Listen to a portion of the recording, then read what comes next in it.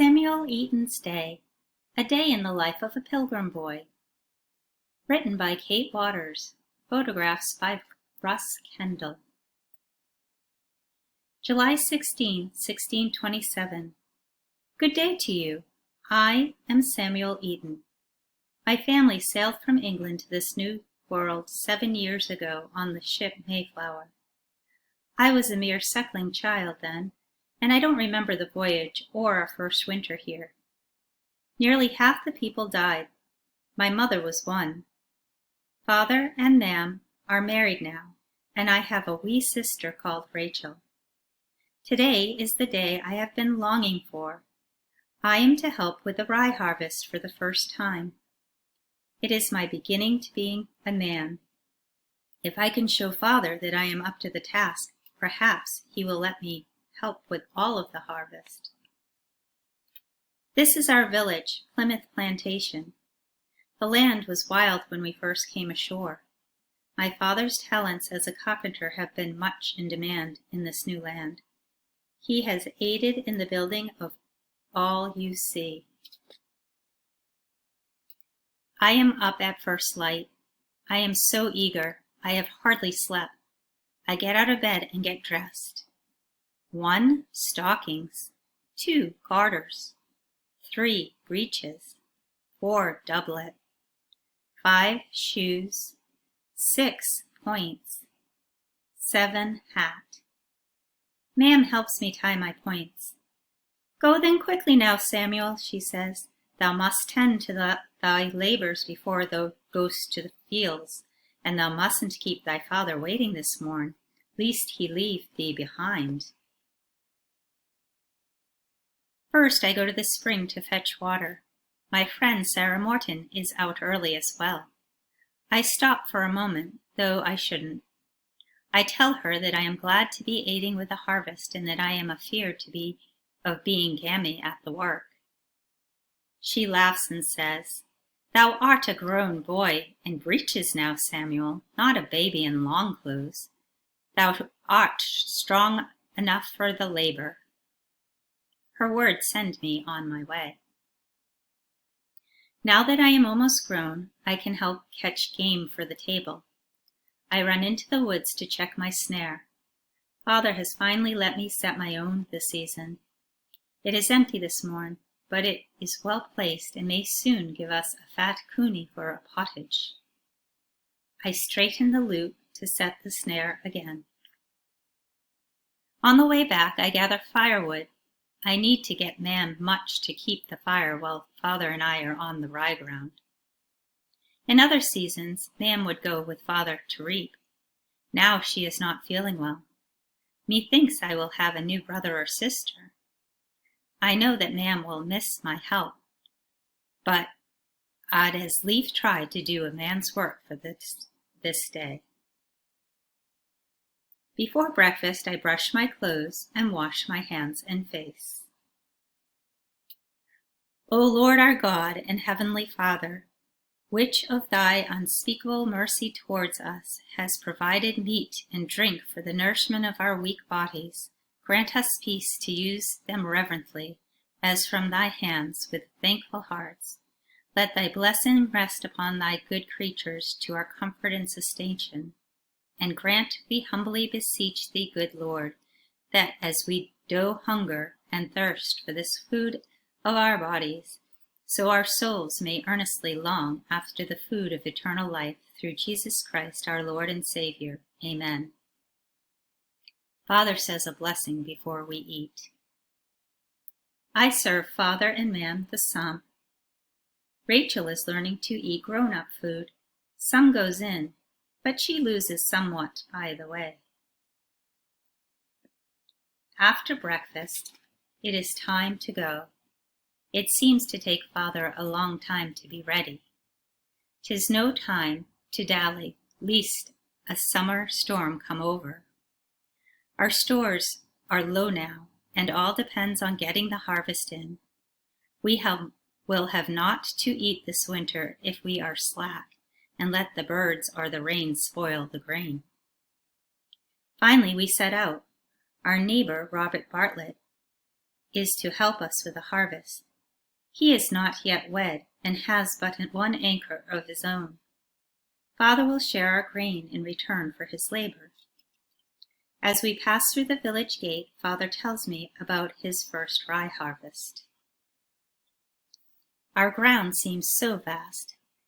Since first planting, my friends and I have come out here to scare the birds and cunies away from the new plants. Most of our ground is planted with Indian corn and some with barley, but that will not be ready for reaping until later. The rye is ready now. Robert Bartlett says it will take but a few days to harvest the rye. I am not grown enough to wield the sickle. It can cut a man's arm, so I stay at a distance behind. Father and Robert Bartlett reap the rye with the sickle and lay it behind. It is my task to gather and bind the rye. Robert Bartlett shows me how to bind. At first I am gammy and fall behind.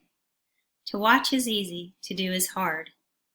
The straw is coarse and makes my hands smart, and my skin itch, if the truth be told, and the sun burns my neck. But I'll say nary a word. 'Tis but folly to spend time in bootless complaints. Father and Robert Bartlett sing while they cut. It was the frog in the well, humble dum, and the merry mouse in the mill, tweedle tweedle twinoo. 'Tis a song with many verses and helps pass the time.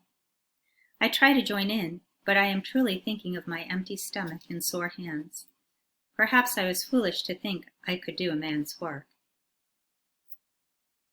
When the sun is high, I finally see Mam and Rachel coming with dinner. Of a sudden I feel small, and 'tis a struggle not to weep.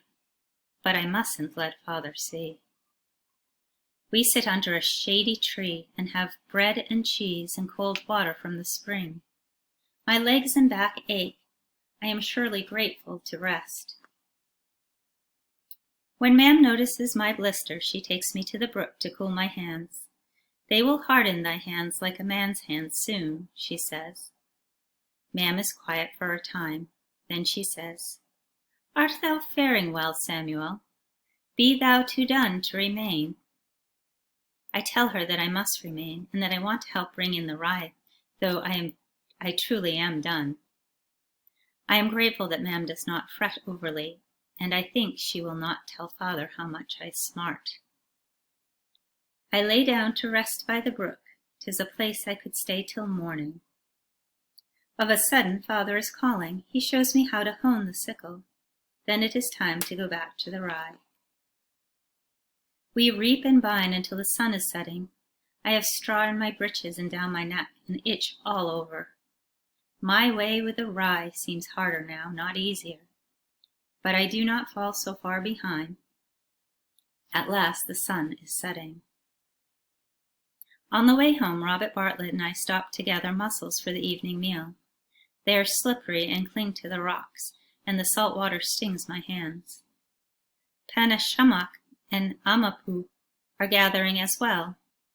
We say good evening and turn towards home. I lag behind. Then Robert Bartlett calls to me. He tells me I work better today than he ever did at my age. He says he hopes someday to have a son as strong as I. I am truly pleased, and I stand a bit taller. It is nearly dark when we get home.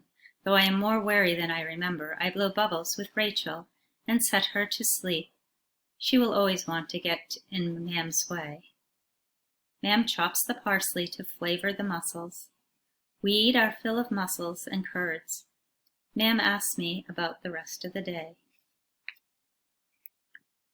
There will be no schooling for me tonight, because Father has watch. He puts on his armor, bandolier, and powder flask. I hold his musket. Of a sudden, Father asks for a word with me. At the gate I am quiet, though I long to ask how I fared. We smell the air for rain and listen for the cries of wolves who want our cattle. Thou wert a fine help this day, son. Dost think thou canst keep at the harvest with the upgrown people? Father asked. Oh, surely, I say.